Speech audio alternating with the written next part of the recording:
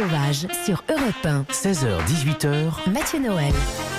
Il y aura un avant et un après confinement au sein de tous les couples.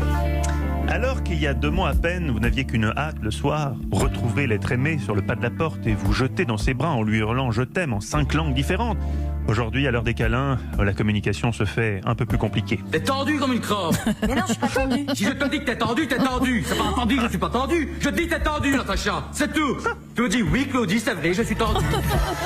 Pour éviter de vous engueuler, renoncez au sexe. C'est mon conseil. Regardez plutôt la télé. C'est en substance le message que nous martèle chaque soir Eva Rock. Alors qu'est-ce qu'on regarde ce soir, Eva? C'est marrant, vous dites encore la télé, on regarde les écrans maintenant, vous Oui, savez. mais moi je suis terriblement vous êtes un peu vieux vieux jeu, vous ouais, savez. c'est vrai. Je suis vieux jeu. Alors qu'en plus, je ne Allez. regarde plus jamais la télé. Mais oui, c'est uniquement vrai. les écrans. Mais voilà. Mais Eh oui, ben c'est alors, vrai. on commence justement avec la série du jour qui est à voir sur Amazon, qui est intitulée Upload et qui est présentée comme une série une œuvre de science-fiction. Alors disons pour être exact, c'est vraiment de la science-fiction plutôt rigolote. Hein.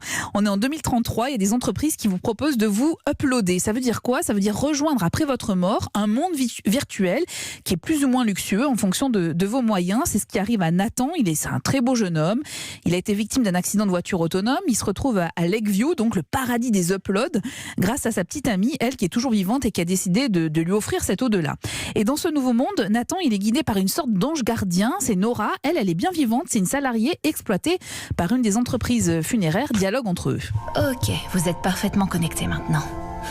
À vos yeux, vous avez l'air réel? 10 doigts, 10 orteils? Plus vrai que nature. Génial. Alors allez explorer, découvrir, rencontrer vos nouveaux compagnons. Et rendez-vous compte de la chance que vous avez. Car c'est le premier jour du reste de votre après-vie, Nathan. Alors de votre vie après la mort, en vrai, hein, c'est ce qu'elle dit exactement dans le texte. Et le paradis de Nathan, vous allez le voir, va vite se révéler assez lassant, pour rester poli. Sur Terre, Nora, elle tente de survivre dans un quartier défavorisé de New York. Et oui, je vous le dis tout de suite, les deux vont se rapprocher. Mais il va se passer un truc entre eux.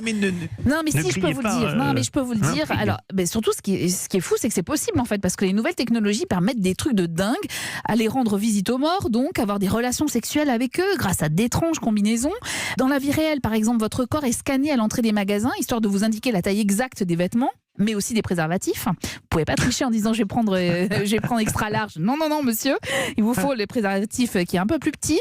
Les voitures sont autonomes, évidemment. Les vélos se garent tout seuls. C'est formidable. C'est complètement fou. Et je reconnais que tous les délires technologiques qui ont été inventés pour la série sont assez drôles. Après, le seul bémol, c'est que sur le fond, la série, elle met du temps à poser les bonnes questions, comme celles qui sont relatives à la valeur de la vie, au transhumanisme, aux inégalités sociales face au numérique. Vu le décalage technologique qu'il y a, il faut installer déjà ce monde-là. Oui, voilà, mais c'est pour vous dire qu'on n'est pas dans une série politique, il n'est pas question d'utopie ou de dystopie, c'est vraiment la comédie romantique complètement délirante qui vous fera passer un excellent moment. C'est sur Amazon Prime Video, allez-y, vous allez vous marrer, mais c'est très léger, voilà. Moi, ça me fait envie. Et l'autre programme du jour ressemble à quoi? Alors, à une autre vision du monde, on en parlait avec Bertrand Picard tout à l'heure et je pense que ça lui ferait plaisir de découvrir ce type incroyable qui s'appelle Steve Cutts. Il diffuse ses vidéos sur YouTube. C'est un Anglais de 25 ans. C'est un génie du dessin. Il est très inspiré notamment par les comics américains. Et ses films sont une satire du monde moderne. En 2017, il avait fait un premier film qui s'appelle Man, qui a été visionné plus de 40 millions de fois. Et il y a quelques jours, en pleine pandémie, Steve Cutts postait en fait la suite, Man 2020.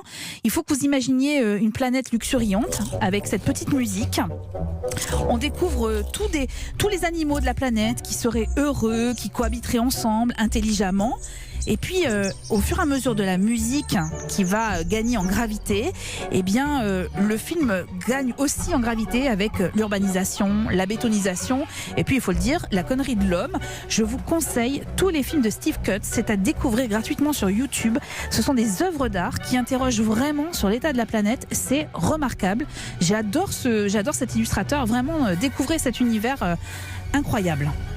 Mais nous allons découvrir cet univers avec gourmandise, Eva. Et le mix du jour, alors il ressemble à quoi? Alors il ressemble encore à un film d'animation où un coronavirus dialogue avec Palu. Palu, c'est un virus du paludisme.